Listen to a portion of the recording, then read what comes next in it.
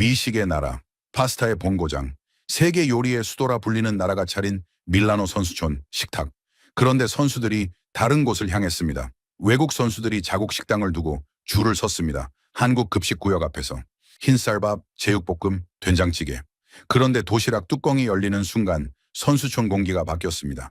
지금부터 2026 밀라노 동계올림픽 선수촌 한국 급식의 충격 실화 시작합니다. 저는 이탈리아 스포츠 칼럼니스트입니다. 밀라노에서 스포츠 기사를 써온 지 거의 20년이 됩니다. 축구, 사이클, 모터스포츠. 계절마다 종목이 바뀌어도 제 자리는 늘 경기장 프레스석 어딘가였습니다. 올림픽 취재도 이번이 처음은 아닙니다. 그러나 동계올림픽, 그것도 내 나라 밀라노에서 열리는 올림픽은 처음이었죠. 2026년 2월, 밀라노는 오래간만에 들뜬 도시가 됐습니다. 2026 밀라노 코르티나 담페초 동계올림픽. 이탈리아가 2006 토리노 이후 꼭 20년 만에 유치한 동계올림픽입니다. 밀라노와 코르티나 담페초가 공동 개최하는 이 대회는 올림픽 역사상 처음으로 두 도시 이름을 나란히 명명한 올림픽이기도 합니다. 준비 과정이 순탄하지만은 않았습니다.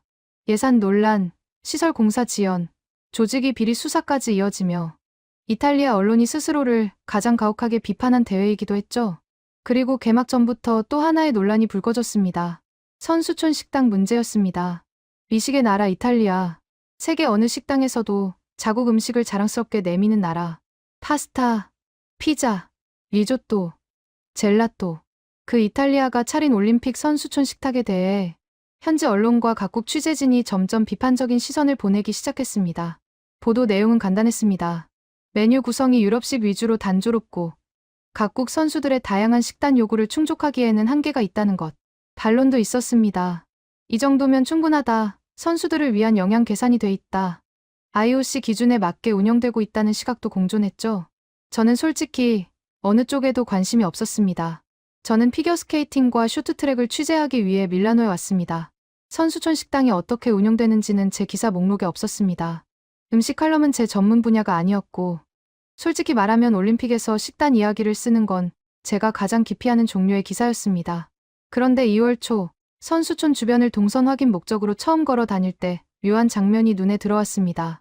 선수촌 내부 식당 구역 구조를 파악하던 중이었습니다.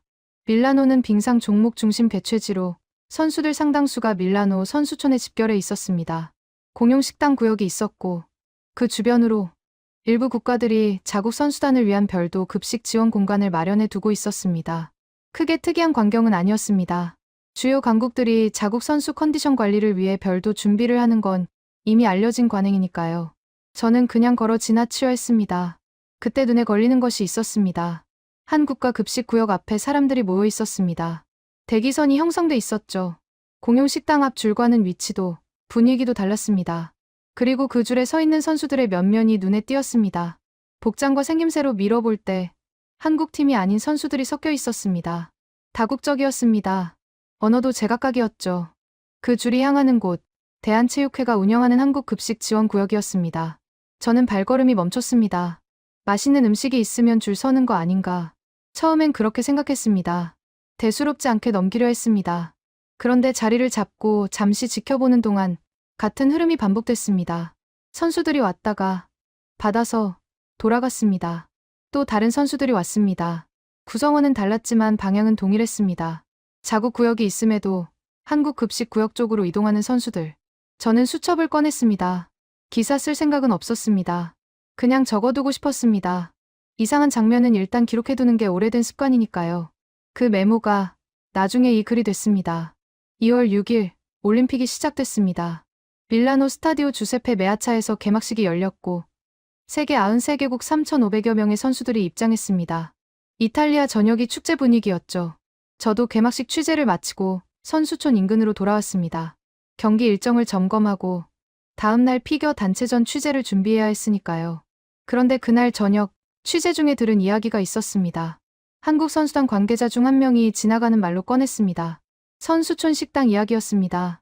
고기가 너무 질겨서 고무 씹는 것 같다는 선수들의 하소연이 나오고 있다고 했습니다. 이 맛도 저 맛도 아닌 메뉴만 한가득이라는 말도 들린다고 했죠. 저는 그 말을 흘려들었습니다. 선수들이 낯선 환경에서 음식에 적응하는 건 어느 올림픽에서나 있는 일이니까요. 하지만 문제는 시간이 지나도 나아지지 않는다는 데 있었습니다. 선수촌 공용 식당의 메뉴 구성은 유럽식이 중심이었습니다. 파스타, 빵, 샐러드, 구운 채소. 이탈리아 입장에서는 자랑스러운 식탁이었겠지만 전 세계에서 모인 선수들, 특히 아시아 선수들에게는 낯설고 반복적인 구성이었습니다. 식당 내부에는 젓가락이 비치돼 있지 않았습니다. 아시아면 요리는 메뉴에서 찾아볼 수 없었죠. 과일 코너에는 사과, 배, 귤이 전부였습니다. 쇼트트랙 여자 대표팀의 한 선수는 나중에 인터뷰에서 이렇게 털어놨습니다. 제일 힘들었던 게 파스타를 점심 저녁으로 계속 며칠 먹는 게 힘들었어요. 단순한 입맛 문제가 아니었습니다. 선수들에게 식사는 경기력과 직결됩니다. 훈련량이 극에 달하는 올림픽 기간, 충분한 단백질과 탄수화물 섭취는 선택이 아니라 필수죠. 그런데 현장에 파견된 한국 측 영양사가 선수촌 식당을 직접 살펴본 뒤 내린 판단은 분명했습니다. 단백질이 다소 부족하다. 그 판단이 이후 한국 급식 운영 방향 전체를 바꿨습니다. 대한체육회는 이미 준비돼 있었습니다. 대회 개막 하루 전인 2월 5일, 밀라노 급식지원센터에 대한 점검이 이뤄졌고 6일 개막과 동시에 공식 가동에 들어갔습니다. 대한체육회가 이번 대회를 위해 투입한 예산은 약 22억 원. 파견 인력은 총 36명으로 밀라노 15명, 코르티나 담페초 12명, 리비뇨 9명이 각 지역에 상주하며 운영을 맡았습니다. 이번 대회는 밀라노, 코르티나 담페초, 리비뇨 등 여러 지역의 경기가 분산된 구조였습니다. 대한체육회는 이에 맞춰 사상 처음으로 클러스터별 급식지원센터를 도입했습니다. 동계올림픽에서 이런 방식의 분산 운영은 한국 대표팀 역사상 처음 있는 일이었습니다. 6일 첫 운영 결과가 나왔습니다. 점심과 저녁, 각 91씩씩 총 182씩의 도시락이 선수단에 전달됐습니다. 밀라노 45씩, 리비뇨 23씩, 코르티나 담페초 23씩. 세 지역 선수단 전원이 도시락을 신청했습니다. 전원이었습니다. 단 한 명도 빠지지 않았습니다. 저는 그 숫자를 나중에 보도자료를 통해 확인했을 때 잠깐 멈칫했습니다. 선수들이 얼마나 간절했는지를 보여주는 숫자였으니까요. 한편 저는 그 시점에 선수촌 식당 상황을 직접 확인하기로 했습니다. 피겨 단체전 취재를 준비하면서 선수촌 동선을 파악하러 갔다가 공용 식당 내부를 처음으로 들여다봤습니다. 넓은 공간이었습니다. 그런데 음식이 차려진 면적은 그 공간에 비해 좁게 느껴졌습니다. 2018 평창 동계올림픽 당시 셰프 180명, 파티시에 40명, 영양사 15명이 투입돼 420가지 메뉴를 24시간 제공했다는 기록을 나중에 찾아봤을 때 비교가 저절로 됐습니다. 밀라노의 식탁은 화려한 도시와는 달리 조용했습니다. 그 조용함 속에서 한국은 이미 움직이고 있었습니다. 소리 없이, 그러나 분명하게. 2월 8일 오전이었습니다. 저는 그날 피겨스케이팅 단체전 쇼트 프로그램 취재를 앞두고 선수촌 주변 동선을 다시 한번 점검하고 있었습니다. 경기장까지의 이동 경로, 믹스트존 위치, 취재진 대기 구역. 몸에 밴 습관대로 수첩에 메모하며 걷고 있었죠. 선수촌 식당 구역은 그냥 지나칠 생각이었습니다. 그런데 소리가 들렸습니다. 치익, 경쾌하고 선명한 증기음이었습니다. 식당 한 구석에서 울려 퍼진 그 소리는 주변의 소음과 전혀 달랐습니다. 저는 반사적으로 소리가 난 방향을 쳐다봤습니다. 한국 선수 몇 명이 도시락 끈을 잡아당기는 순간이었습니다. 용기 아래쪽에서 반응이 시작되더니 순식간에 하얀 증기가 피어올랐습니다. 그리고 이어서 냄새가 왔습니다. 구수한 밥 냄새였습니다. 그리고 매콤하고 달콤한 향이 뒤섞였습니다. 제육볶음이었습니다. 갈비찜 냄새도 섞여 있었습니다. 이탈리아 음식에서는 맡아본 적 없는 낯설지만 강렬한 냄새였습니다. 저는 그 자리에서 멈췄습니다. 주변 외국 선수들도 마찬가지였습니다. 차가운 샌드위치를 씹고 있던 선수들이 일제히 고개를 돌렸습니다. 시선이 한 곳으로 모였습니다. 한국 선수들이 앉아있는 테이블이었습니다. 도시락 뚜껑이 열리고 증기가 피어오르고 윤기 흐르는 쌀밥과 고기 반찬이 모습을 드러냈습니다. 한 서양 선수가 자기 옆 동료에게 뭔가를 속삭였습니다. 동료도 고개를 돌렸습니다. 두 사람의 시선이 한국 선수들의 식판 위에 고정됐습니다. 저는 그 표정을 정확히 기억합니다. 부러움이었습니다. 감추려 하지 않는 솔직한 부러움. 나중에 보도를 통해 확인한 내용이지만 비슷한 시점의 외신을 통해 이런 반응이 나왔습니다. 한국 선수들이 먹는 도시락에서 김이 솟아오르는 걸 보고 깜짝 놀랐다. 냄새가 너무 좋아 보여서 솔직히 부러웠다. 제가 그날 목격한 장면과 정확히 일치하는 반응이었습니다. 이 도시락의 정체는 무엇이었을까요? 대한체육회가 이번 대회를 위해 특별히 도입한 발열용 도시락 용기였습니다. 음식이 담기는 용기 아래에 발열팩을 위한 별도 용기가 붙어 있는 구조입니다. 발열팩을 물에 담그면 화학 반응이 일어나면서 순식간에 온도가 올라가고 도시락 전체가 뜨겁게 달궈집니다. 별도 전열기구 없이 어디서든 꺼내는 즉시 뜨거운 밥을 먹을 수 있는 구조입니다. 추운 날씨 속에서 야외 경기를 소화하는 선수들을 위해 이번 대회 처음 도입된 방식이었습니다. 메뉴는 화려하지 않았습니다. 흰쌀밥, 된장찌개, 사태찜, 삼겹김치볶음, 어묵볶음, 햄야채전, 멸치볶음, 그리고 과일과 복숭아 주스. 고급 레스토랑의 코스 요리가 아니었습니다. 그러나 선수들이 필요한 것이 정확히 담겨 있었습니다. 단백질, 탄수화물, 그리고 따뜻함. 영양 설계도 단순히 맛을 맞추는 수준이 아니었습니다. 현지에 파견된 영양사는 선수촌 공용 식당을 직접 분석한 뒤 한 가지 결론을 내렸습니다. 단백질이 부족하다. 그 판단에 따라 한국 급식의 메인 반찬은 단백질 비율을 높이는 방향으로 설계됐습니다. 갈비찜, 제육볶음이 중심 메뉴로 자리 잡은 이유였습니다. 대회 전체 일정 동안 사용될 육류만 700kg에 달할 것이라는 관측이 나왔습니다. 도시락 포장 방식도 정밀했습니다. 모든 도시락이 동일하게 담기지 않았습니다. 체중 관리가 중요한 종목의 선수 도시락은 양을 조금 줄였고, 에너지 소모가 극심한 봅슬레이, 스켈레톤 선수의 도시락은 넉넉하게 담았습니다. 종목별 맞춤 설계였습니다. 포장이 완료되면 수송 담당 직원들이 보온백에 담아 선수촌으로 직접 배달했습니다. 오전 11시 전 포장 완료, 이후 즉시 출발. 매일 반복되는 루틴이었습니다. 저는 그 운영 구조를 나중에 파악하고 나서 다시 그날의 장면을 떠올렸습니다. 치익 하는 소리와 함께 피어오른 증기. 그건 단순히 음식이 데워지는 소리가 아니었습니다. 몇 달 전부터 설계되고 사전 답사를 마치고 현지에서 구하기 어려운 식재료를 두세 달 전에 미리 주문하고 통관 문제까지 해결하면서 준비된 시스템이 작동하는 소리였습니다. 일본 등 다른 동계 스포츠 강국들도 자체 급식 지원을 운영하고 있었습니다. 그러나 즉석에서 조리하듯 뜨겁게 데워 먹는 한국식 발열 시스템과 갈비찜 도가니 탕김치까지 구성된 다채로운 반찬 조합에는 혀를 내두르는 분위기였다고 현장 취재진들이 전했습니다. 서양 선수들이 퍽퍽한 빵 대신 윤기 흐르는 쌀밥을 먹는 한국 선수들을 신기한 듯 바라보는 풍경. 그 풍경이 그날부터 선수촌의 일상이 됐습니다. 저는 그날 저녁 숙소로 돌아와 수첩을 다시 펼쳤습니다. 아침에 적어둔 메모 아래에 한 줄을 더했습니다. 이건 음식 이야기가 아닐 수 있다. 2월 9일 오전, 밀라노 급식지원센터는 분주했습니다. 오전 11시 출발을 목표로 점심 도시락 포장이 한창이었습니다. 커다란 솥에서 연신김이 피어올랐고 조리사들의 손이 쉬지 않고 움직였습니다. 된장찌개 국물이 끓는 소리, 고기 반찬이 용기에 담기는 소리. 이탈리아 밀라노 한복판에 있는 작은 주방이었지만 그 안의 공기는 완전히 한국이었습니다. 그날은 대한체육회가 공식적으로 급식지원센터를 언론에 공개하는 날이었습니다. 저는 취재 목적으로 그 자리에 있지 않았습니다. 피겨 단체전 취재를 마치고 돌아오는 길에 센터 공개 행사가 열린다는 소식을 들었고 동선이 겹쳐서 들렀습니다. 기사를 쓸 생각은 여전히 없었습니다. 그냥 구경이었습니다. 그런데 들어서는 순간 예상과 다른 광경이 펼쳐졌습니다. 규모가 작지 않았습니다. 조리 공간에서는 여러 명의 조리사가 동시에 다른 메뉴를 준비하고 있었고 완성된 음식은 즉시 보온 도시락에 담겼습니다. 포장이 끝난 도시락은 종목별로 분류돼 보온백에 나뉘어 담겼습니다. 이 과정이 군더더기 없이 정해진 순서대로 흘러갔습니다. 즉흥적으로 운영되는 현장이 아니었습니다. 몇 달의 준비가 녹아든 루틴이었습니다. 영양사는 센터 공개 행사에서 이렇게 말했습니다. 올림픽 선수촌 식당에 가서 보니 단백질이 다소 부족하다고 느껴서 메인 반찬의 단백질 비율을 높였습니다. 양도 최대한 많이 담아서 단백질을 충분히 드실 수 있게 하고 있습니다. 짧은 발언이었지만 저는 그 안에 담긴 구조가 눈에 들어왔습니다. 이 팀은 선수촌 식당을 직접 가서 분석했고 그 분석 결과를 자신들의 메뉴 설계에 반영했습니다. 부족한 것을 채우는 방식으로 움직였습니다.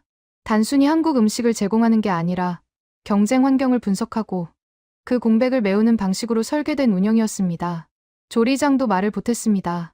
선수들이 갈비찜이나 제육볶음 같은 고기 반찬을 가장 좋아한다고 들어서 이를 반영해 준비하고 있습니다. 신선식품의 경우엔 한국과 좀 다른 것들이 있다 보니 현지 식재료로 대체해 사용하기도 합니다. 현지화였습니다.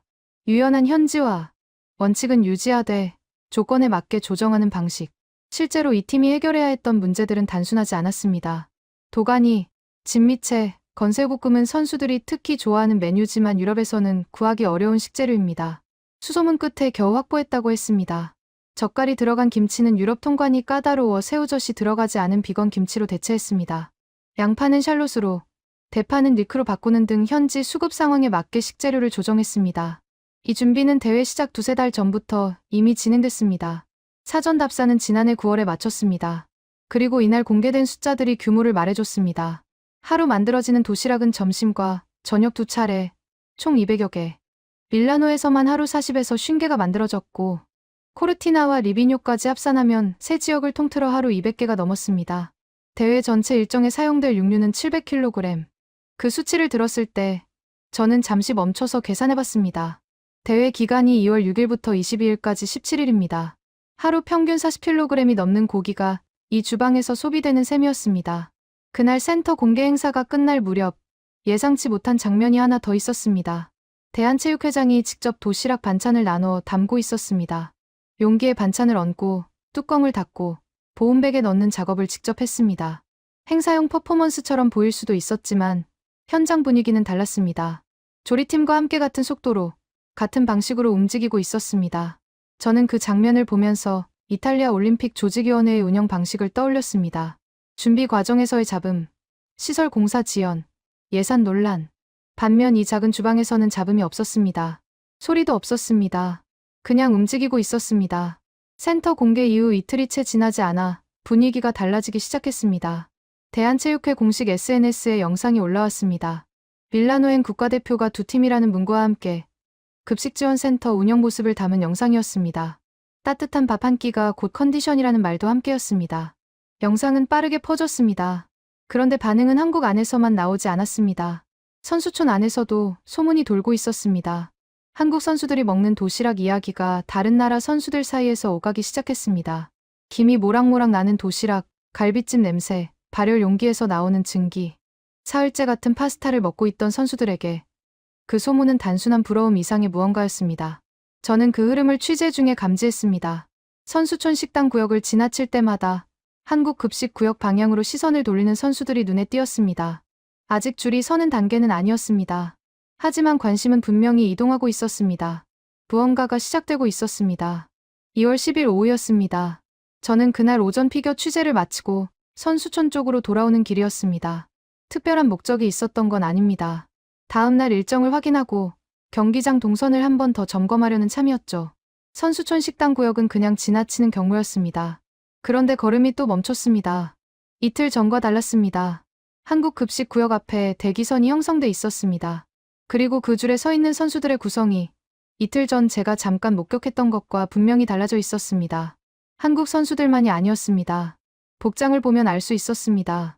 다른 나라 국기가 붙어있는 재킷, 다른 언어로 대화하는 선수들, 자국 구역이 따로 있음에도 한국 급식 구역 앞에 줄을 서고 있는 타국 선수들이었습니다. 저는 그 자리에 서서 한참을 지켜봤습니다. 줄은 흩어지지 않았습니다. 한 무리가 받아서 돌아가면 또 다른 선수들이 왔습니다. 흐름이 끊기지 않았습니다.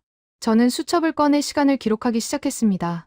이제는 그냥 지나칠 수 없는 장면이라는 걸 알았습니다. 메뉴는 전날과 크게 다르지 않았습니다.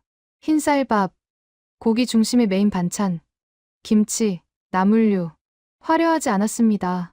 미식의 나라 이탈리아가 차린 공용 식당의 파스타나 리조또보다 시각적으로 화려한 음식이 아니었습니다. 그러나 선수들은 그 앞에 줄을 섰습니다. 왜였을까요? 저는 그 답을 며칠간의 현장 관찰과 이후 취재를 통해 조각조각 맞춰갔습니다. 첫 번째는 온도였습니다. 발열 도시락에서 나오는 증기, 뚜껑을 열었을 때 피어오르는 열기. 그것이 주는 감각적 충격은 생각보다 강력했습니다. 차가운 샌드위치, 미지근한 파스타에 익숙해져 있던 선수들에게 즉석에서 뜨겁게 데워진 식사는 단순한 음식 이상의 무언가였습니다. 추운 경기 환경 속에서 따뜻한 밥 한 끼가 주는 회복감은 수치로 환산하기 어려운 종류의 것이었습니다. 두 번째는 단백질이었습니다. 올림픽 기간 선수들의 몸은 극한의 소모 상태에 있습니다. 하루에도 몇 번씩 훈련과 경기를 반복하며 근육을 유지하고 회복시키기 위한 단백질 섭취가 절대적으로 필요합니다. 그런데 선수촌 공용 식당의 단백질 공급이 충분하지 않다는 반응이 선수들 사이에서 공유되고 있었습니다. 반면 한국 급식의 메인 반찬은 갈비찜, 제육볶음, 사태찜, 고기 중심이었습니다. 대회 전체 사용 육류만 700kg. 그 수치가 말하는 건 분명했습니다. 단백질의 밀도가 달랐습니다. 세 번째는 일관성이었습니다. 매일 점심과 저녁 두 차례 정해진 시간에 도시락이 왔습니다. 선수들이 경기 일정에 맞춰 움직이는 동안 급식팀도 그 일정을 따라 움직였습니다. 경기가 늦게 끝나는 날에는 그에 맞춰 배달 시간을 조정했습니다. 임시 운영이 아니었습니다. 흔들리지 않는 루틴이었습니다. 그 세 가지가 조합됐을 때 소문은 자연스럽게 퍼졌습니다. 한국 급식 구역 앞에 줄이 서기 시작한 건 단순히 음식이 맛있어서가 아니었습니다. 선수들이 몸으로 필요한 것을 감지했고 그것이 어디에 있는지를 알게 된 것입니다. 올림픽 선수촌이라는 공간에서 선수들은 예민합니다. 컨디션의 미세한 차이가 메달을 가르는 환경에서 식사의 질은 전략적 변수입니다. 그 변수를 제대로 건드린 곳이 한국 급식 구역이었습니다. 저는 그날 오후 한 장면을 특히 선명하게 기억합니다. 피겨스케이팅 종목 선수로 보이는 한 타국 선수가 줄에 서 있었습니다. 체형과 복장, 들고 있던 장비 가방으로 밀어봤을 때 빙상 종목 선수였습니다. 그 선수 옆에 같은 팀으로 보이는 동료가 함께 서 있었습니다. 두 선수 모두 한국 팀이 아니었습니다. 그들이 도시락을 받아 들고 자리로 돌아가는 장면을 저는 끝까지 눈으로 따라갔습니다. 도시락 뚜껑이 열렸습니다. 증기가 올라왔습니다. 그 선수는 잠깐 멈추더니 옆 동료를 보며 뭔가를 말했습니다. 동료가 고개를 끄덕였습니다. 두 사람 모두 표정이 바뀌었습니다. 저는 그 표정을 언어로 옮기기가 쉽지 않습니다. 놀람과 안도가 섞인 얼굴이었습니다. 뜻밖의 따뜻함을 만났을 때 사람이 짓는 표정이었습니다. 저는 수첩에 그 장면을 적었습니다. 그리고 그 아래에 한 줄을 더 썼습니다. 이건 음식 이야기가 아니다. 준비의 이야기다. 2월 11일 저녁이었습니다. 저는 숙소 책상에 앉아 그날 취재의 메모를 정리하고 있었습니다. 피겨 단체전 결과, 쇼트트랙 예선 동향, 내일 경기 일정, 스포츠 기사를 쓰는 사람의 일상적인 야간 루틴이었습니다. 노트북 화면 한쪽에는 이탈리아 주요 스포츠 매체들의 실시간 피드가 열려 있었습니다. 그런데 며칠째 반복되던 선수촌 식당 비판 기사들이 눈에 띄게 줄어들어 있었습니다. 처음에는 그냥 지나쳤습니다. 대회가 중반으로 접어들면서 경기 결과 기사들이 쏟아지다 보니 자연스럽게 밀려난 거라고 생각했습니다. 그런데 며칠을 더 살펴보니 단순히 밀려난 게 아니었습니다. 선수촌 식단에 대한 비판적 보도가 잦아든 자리를 전혀 다른 방향의 이야기들이 채우고 있었습니다. 한국 급식 이야기였습니다. 이탈리아 언론이 한국 급식 지원 시스템을 직접 다루기 시작했습니다. 처음에는 짧은 단신 수준이었습니다. 올림픽 현장의 흥미로운 풍경 정도로 소개하는 방식이었죠. 그런데 보도의 온도가 달랐습니다. 비판이 아니었습니다. 관찰이었고 그 관찰 안에는 분명한 감탄이 섞여 있었습니다. 저는 그 흐름이 어디서 시작됐는지를 역추적해봤습니다. 시작점은 선수들의 반응이었습니다. 선수촌 안에서 퍼진 소문이 취재진들의 귀에 들어갔고 취재진들이 현장을 확인하면서 보도가 만들어졌습니다. 그 과정이 빠르게 진행됐습니다. 선수촌이라는 공간은 좁습니다. 소문이 퍼지는 속도가 빠릅니다.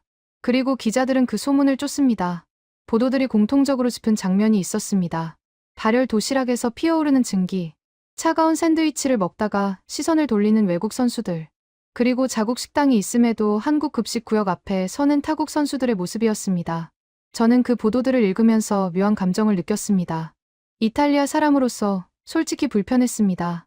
미식의 나라라는 자부심은 이탈리아인에게 단순한 자랑이 아닙니다. 음식은 이탈리아의 정체성과 연결된 문제입니다. 그 이탈리아가 개최한 올림픽 선수촌에서 다른 나라, 급식이 화제가 되고 있다는 사실은 불편함을 넘어 당혹감에 가까운 감정을 불러일으켰습니다. 그러나 동시에 저는 칼럼니스트였습니다. 그 감정을 솔직하게 들여다봐야 했습니다. 이탈리아 선수촌 식당에 대한 비판은 이미 개막 전부터 있었습니다. 메뉴가 단조롭다, 단백질이 부족하다, 아시아 음식이 없다. 그 비판들이 외부에서 온 것이 아니라 이탈리아 언론 스스로 제기한 것들이었다는 점이 더 아팠습니다. 우리가 먼저 문제를 알았지만 해결은 다른 나라가 먼저 했습니다. 그것도 조용히, 소리 없이.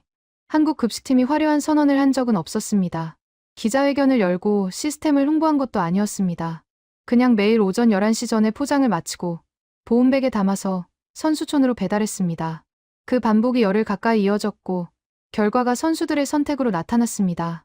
저는 그 구조가 스포츠 경기와 닮아 있다고 생각했습니다. 올림픽에서 가장 화려한 선수가 항상 이기는 건 아닙니다. 가장 준비된 선수가 이깁니다. 준비는 대회장에서 완성되지 않습니다. 몇 달 전, 아무도 보지 않는 훈련장에서 완성됩니다. 한국 급식팀의 준비가 그랬습니다. 지난해 9월에 사전 답사를 마쳤고, 두세 달 전에 식재료를 주문했고, 통관 문제를 해결했고, 발열 도시락 시스템을 처음으로 도입했습니다. 그 모든 준비가 대회장에서는 그냥 자연스러운 일상처럼 보였습니다. 준비된 것은 자연스러워 보입니다. 그게 준비의 역설입니다. 한편 같은 시기, 다른 종류의 반응도 나오고 있었습니다. 일본 등 다른 동계 스포츠 강국들도 자체 급식 지원을 운영하고 있었습니다. 그러나 한국식 발열 시스템과 반찬, 구성의 다양함에 대해서는 혀를 내두르는 분위기라는 현장 반응이 전해졌습니다. 즉석에서 조리하듯 데워 먹는 방식, 갈비찜과 도가니탕까지 구성된 반찬 조합은 다른 나라의 자체 급식 지원과도 차별화되는 지점이었습니다. 서양 선수들이 윤기 흐르는 쌀밥을 먹는 한국 선수들을 신기한 듯 바라보는 풍경은 이미 선수촌의 일상이 됐다는 현장 취재진들의 전언도 이어졌습니다. 저는 그날 밤 노트북을 닫기 전에 이탈리아 스포츠 일간지 몇 곳의 피드를 한 번 더 훑었습니다. 선수촌 식당 비판 기사는 더 이상 보이지 않았습니다. 그 자리를 채운 것은 경기 결과와 한국 급식 이야기였습니다. 이탈리아 언론이 스스로의 선수촌 식단 문제를 더 이상 크게 다루지 않게 된 건 해결이 됐기 때문이 아니었습니다. 비교 대상이 너무 선명해졌기 때문이었습니다. 조용해진 것은 언론만이 아니었습니다. 선수촌 안에서도 선수촌 식당에 대한 불만의 목소리가 잦아들고 있었습니다. 불만이 사라진 게 아니었습니다. 불만을 해소할 대안이 생겼기 때문이었습니다. 한국 급식 구역이 그 역할을 하고 있었습니다. 자국 선수들을 위해 만들어진 공간이 결과적으로 선수촌 전체의 공기를 바꾸고 있었습니다. 저는 그 아이러니를 한참 동안 생각했습니다. 이탈리아가 차린 올림픽에서 이탈리아 식당에 대한 비판을 잠재운 것은 이탈리아가 아니었습니다. 2월 12일 오후였습니다. 저는 그날 컬링 경기 취재를 마치고 밀라노로 돌아오는 차 안에서 지난 일주일을 되짚고 있었습니다. 수첩을 펼쳤습니다. 2월 초부터 적어온 메모들이 빼곡했습니다. 피겨 단체전 결과, 쇼트트랙 예선 동향, 선수촌 식당 비판 보도 내용, 그리고 한국 급식 구역 앞에 서 있던 타국 선수들의 모습. 저는 그 메모들을 순서대로 읽으면서 한 가지 사실을 다시 확인했습니다. 제가 처음 이 장면에 관심을 가진 건 음식 때문이 아니었습니다. 줄 때문이었습니다. 자국 식당이 있는데도 다른 나라 급식 구역 앞에 줄을 서는 선수들. 그 선택이 낯설었습니다. 그리고 그 낯설미 저를 붙잡았습니다. 선수들은 합리적입니다.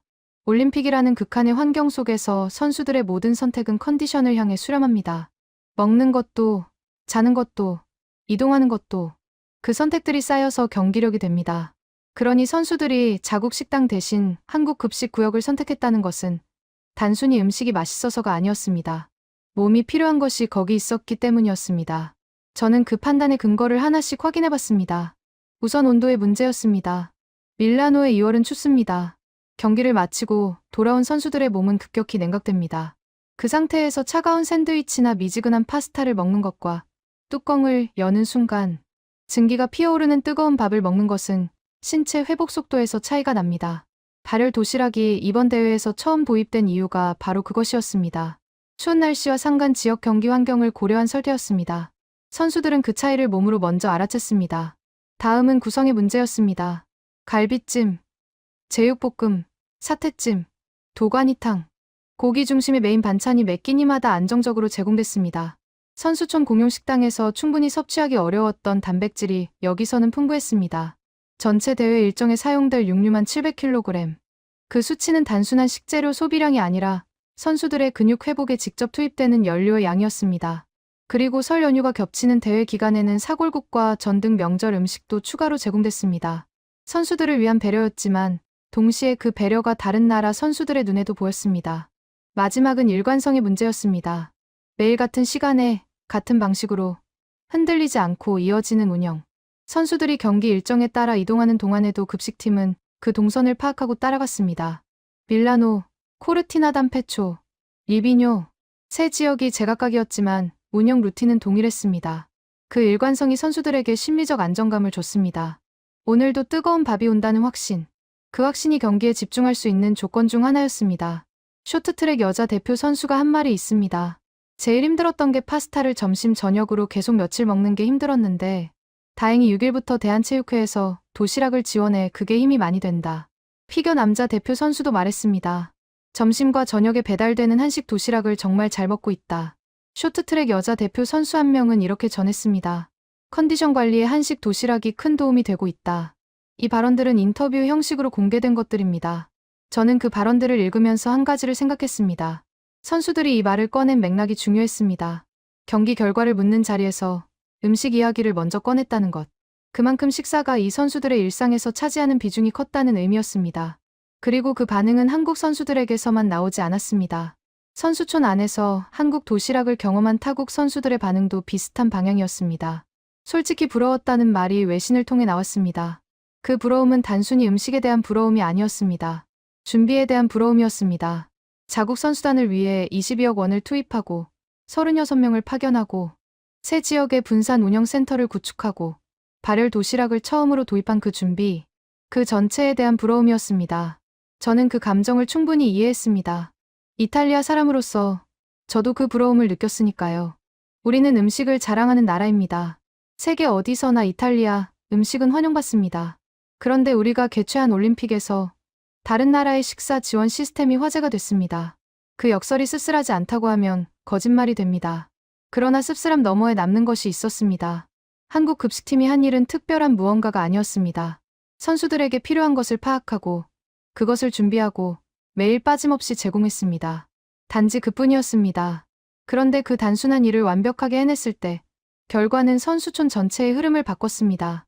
저는 그것이 스포츠의 본질과 닮았다고 생각했습니다. 가장 기본적인 것을 가장 완벽하게 하는 팀이 결국 이깁니다. 경기장에서도 주방에서도 2월 12일 밤 저는 숙소로 돌아와 처음으로 이 글의 첫 문장을 썼습니다. 피겨나 쇼트트랙 기사가 아니었습니다. 밥 이야기였습니다. 저는 밀라노의 밥 이야기를 쓰러 온 게 아니었는데 결국 밥 이야기를 쓰게 됐습니다. 그게 이 이야기의 가장 정직한 시작이었습니다. 2월 16일 오전입니다. 저는 지금 밀라노 숙소 창가에 앉아 이 글의 마지막 챕터를 쓰고 있습니다. 창밖으로 밀라노의 2월 하늘이 보입니다. 올림픽은 아직 끝나지 않았습니다. 폐막은 22일입니다. 경기장에서는 오늘도 메달이 걸린 승부가 펼쳐지고 있습니다. 그런데 저는 지금 경기 이야기가 아닌 밥 이야기를 마무리하고 있습니다. 열흘 전 제가 선수촌 식당 구역 앞에서 처음 발걸음을 멈췄을 때 이 글이 여기까지 올 거라고는 생각하지 못했습니다. 피겨와 쇼트트랙을 취재하러 온 칼럼니스트가 한국 급식팀의 이야기를 쓰게 되리라고는 상상하지 않았습니다. 그런데 현장이 저를 이쪽으로 끌어당겼습니다. 제가 목격한 장면들이 손을 놓아주지 않았습니다. 저는 이 글을 쓰면서 줄곧 한 가지 질문을 붙잡고 있었습니다. 왜 이 장면이 나를 붙잡았는가? 답은 생각보다 단순했습니다. 그 장면이 스포츠의 본질을 담고 있었기 때문입니다. 올림픽은 경기장 안에서만 열리지 않습니다. 선수들이 경기장 밖에서 어떻게 먹고, 자고, 회복하느냐가 경기장 안의 결과에 직접 영향을 줍니다. 그 사실을 모르는 사람은 없습니다. 그러나 그것을 실제로 준비하는 나라와 그렇지 않은 나라 사이의 차이는 선수촌이라는 현실 공간에서 아주 선명하게 드러납니다. 한국은 준비했습니다. 2008년 베이징 올림픽부터 선수단 급식 지원센터를 운영해온 한국이 이번 대회에서는 사상 처음으로 클러스터별 분산 운영을 도입했습니다. 밀라노, 코르티나 담페초, 리비뇨, 경기가 흩어진 곳마다 급식팀도 따라갔습니다. 22억 원의 예산, 36명의 인력, 700kg의 육류, 하루 200여 개의 도시락. 숫자들이 규모를 말해주지만 숫자보다 중요한 건 그 숫자 뒤에 있는 시간이었습니다. 지난해 9월에 사전 답사를 마쳤습니다. 두세 달 전에 식재료를 주문했습니다. 통관 문제를 해결했습니다. 현지에서 구하기 어려운 재료는 대체재를 찾았습니다. 새우젓 없는 비건 김치, 샬롯으로 대체한 양파, 리크로 바꾼 대파. 원칙은 지키되 조건에 맞게 유연하게 조정했습니다. 그리고 대회가 시작된 2월 6일부터 하루도 빠짐없이 매일 2차례 도시락이 선수들에게 전달됐습니다. 그 준비가 선수촌에서 선택으로 나타났습니다. 자국 식당이 있음에도 한국 급식 구역 앞에 줄을 선 타국 선수들. 그 선택은 강요된 것이 아니었습니다. 아무도 권유하지 않았습니다.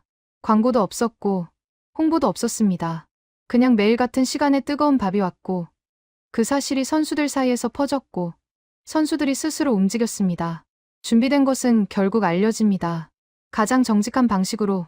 저는 이탈리아 스포츠 칼럼니스트로서 이 장면을 기록하는 일이 조금 불편했습니다.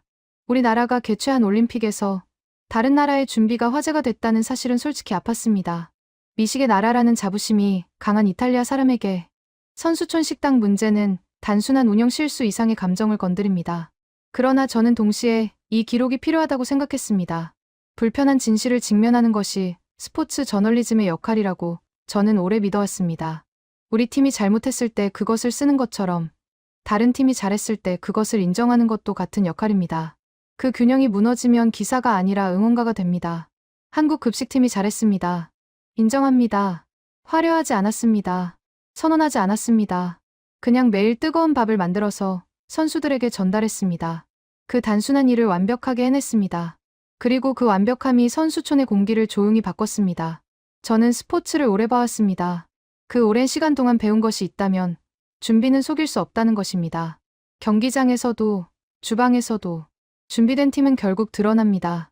티가 나지 않는 방식으로, 그러나 가장 확실한 방식으로. 밀라노 선수촌에서 그 진실을 다시 한번 봤습니다. 밥 한 끼였습니다. 그러나 그 밥 한 끼 안에는 몇 달의 시간과 수십 명의 손길과 한 나라의 선수단을 향한 정성이 담겨 있었습니다. 그리고 그 정성은 한국 선수들만을 향하지 않았습니다. 결과적으로 그 정성은 선수촌 전체에 가닿았습니다. 저는 밀라노의 피겨 이야기를 쓸어왔습니다. 그런데 가장 오래 기억될 장면은 선수촌 한 구석에서 도시락 뚜껑이 열리던 순간이 될 것 같습니다. 치익 하는 소리와 함께 피어오르던 증기, 그리고 그 냄새를 맡으며 고개를 돌리던 외국 선수들의 눈빛. 그 눈빛에 담긴 것이 부러움인지, 놀라움인지, 감탄인지 저는 아직 정확히 모릅니다. 그러나 한 가지는 압니다. 그 눈빛은 선수촌 식당 평가 기사에서 나오는 종류의 눈빛이 아니었습니다. 준비를 목격했을 때 사람이 짓는 그 특별한 표정이었습니다. 저는 결국 밥 이야기를 썼습니다. 그리고 이 밥 이야기가 제가 이번 올림픽에서 쓴 가장 중요한 기사가 됐습니다.